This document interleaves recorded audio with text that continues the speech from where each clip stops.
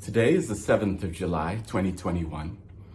I've just been following the memorial service of the late president, our first Republican president, Dr. Kenneth David Kaunda.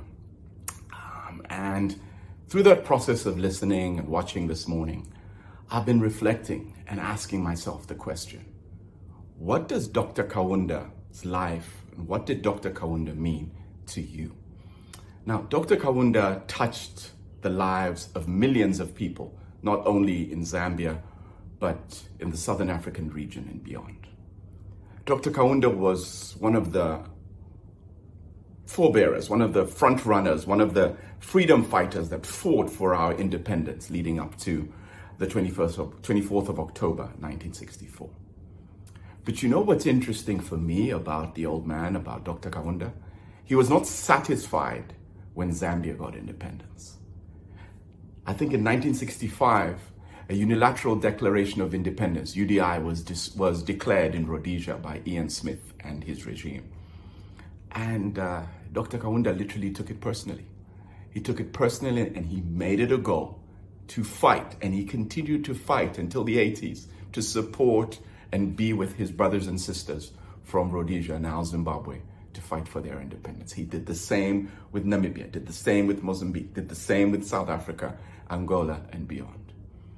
Dr. Kaunda lived the principle of, I cannot truly be happy and comfortable in my own home unless and until my neighbor is equally comfortable and happy. Incredible man. There's a lesson in there for all of us. I feel that the 21st century life is very selfish, very self-centered. We focus on our nuclear families. We focus on our own goals, our own brands, our own countries. But no, KK taught us that we all belong to a global village long before this term global village was ever created. So I would like to adjust the very famous phrase that Dr. Kaunda coined, one Zambia, one nation. A very important philosophy and slogan, because he understood the need for our 72 tribes to unite under the flag, to unite as a nation. We must never forget that those borders, that 750,000 square kilometers of border that defines what is Zambia, was not created by us. It was created at a conference in Berlin where there were absolutely no Africans. So Dr. Kaunda understood very well that yes, it's important to be Zambian, it's important to be proudly Zambian, but he also understood that we are also the same people. We're the same people as the people in Zim, in Botswana, in South Africa, and elsewhere. Another major lesson. So I would like to adjust the slogan. How I'm going to remember him: one Zambia, one nation, one Africa, one people. Because KK was a Pan-Africanist par excellence. On a personal note, Dr. Kaunda graced my and our wedding ceremony when I was only 27 years old.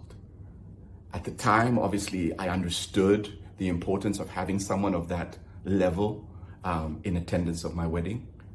But today, many years later, today, as I have my own private goodbye, I understand the real gravitas of having the founding father of a nation, the father and supporter of the liberation struggle throughout Southern Africa and beyond, as the guest of honor at my wedding. He spoke at my wedding.